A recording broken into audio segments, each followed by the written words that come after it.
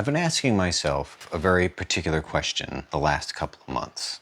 Who is DataViz Dad? And why do I care so much about making this channel? And I feel like until I have solved or answered that question, I'm not going to be really very happy. Maybe not happy with the videos or happy with myself creatively. I just don't know. And when I started the channel, I had a certain goal to make data visualization easier for people to learn. Now, I'm not the only person with that goal. A lot of people have that goal. But I thought that maybe I could articulate it in a certain way that some people would relate to. And that seemed to work. And around the time when I stopped posting videos, it was when I first began to doubt that there was any value whatsoever in tutorial content anymore.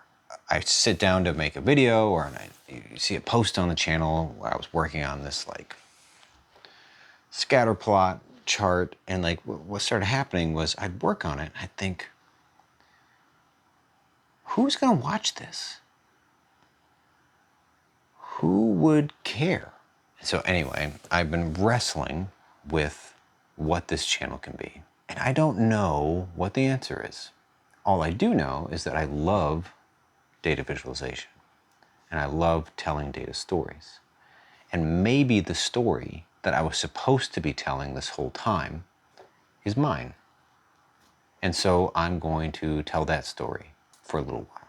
And whether that's a vlog, I've never really done a vlog before, but it could be that people are interested in that. What's a day in the life of someone who does this for a living? What's the day in the life of an artist who cares about painting and data visualization? I've always looked at DataViz as an art form.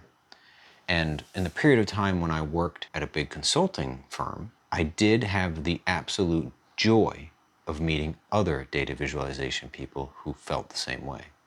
But there weren't a ton of them. Now, that's not a bad thing. If you don't consider data visualization an art form, or, I mean, it's hard to deny that it's an art form, but if you don't look at it with the same sort of reverence that I look at it, which I've described to people that, one of my favorite painters is Barnett Newman. And you can Google Barnett Newman, you can see his paintings in most art galleries or art museums. Anyway, his work always really spoke to me. What drew me to data visualization first was the aesthetics. I'd see a bar chart and I'd feel the same way that I felt sitting in front of a Barnett Newman painting, or a Mark Rothko painting, or a Clifford Still painting. I'd have those same reactions internally. These feelings of like, this is beautiful, this is incredible.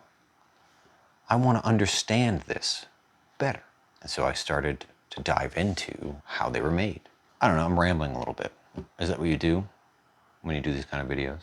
I guess I don't really know what the future of this channel is, other than it has a future. I'm interested in potentially diving into more of what I think about when it comes to data viz, how I approach solving stories, maybe writing some stories like from the beginning to the end here on the channel. And I want to start by challenging myself. A lot of the work that I've done in DataViz over the last 6 years has been corporate contracts, corporate dashboards for clients, and then there was a few sort of like bespoke visualization solutions in there that I can't really share with anyone, unfortunately. And so I want to put myself in a position to do some personal projects in a way that if anyone who's watching this is new or wants to see that process, they can do it too. So it's going to be public data sets. We're going to start from nothing, and we're going to look at it and find what's there. And it doesn't mean that's the only answer. If you find something else, tell that story. And I'm going to leverage, for the most part probably, Tidy Tuesday. Tidy Tuesday is fantastic. Maybe I'll go into some of the historical data sets, but I think it's kind of fun to not really know what's coming. And so look at the most recent data sets. And there was actually one this past Tuesday on Twin Cities, or excuse me, not twins. Maybe I think it's called Twin Cities or something like that, but it's sister cities. I think that's it. And it's a whole data set on cities throughout the world and the other cities that they do business with or are connected with in some way. I haven't really dived into the data set all that much, but I think that's the first one I'm going to do. And you can begin thinking about this stuff right out the bat. So like out the gate, we know this data set's probably huge. It probably has the majority of cities in the world. And so we kind of already know that we're gonna have to narrow it down. Maybe tell the story of one country or one city. We can even get that granular. I'm leaning towards Japan, so I might do something about the sister cities of Japan. I think it could be fun. And maybe people will watch, and maybe we can learn together. I'd love to share a little bit about my career, my history in DataViz, where I started, where I've ended up, where I ended back. I actually left a job that I was at for 17 years, and then about 4.5 years later, or I think that's the time frame, I returned to it.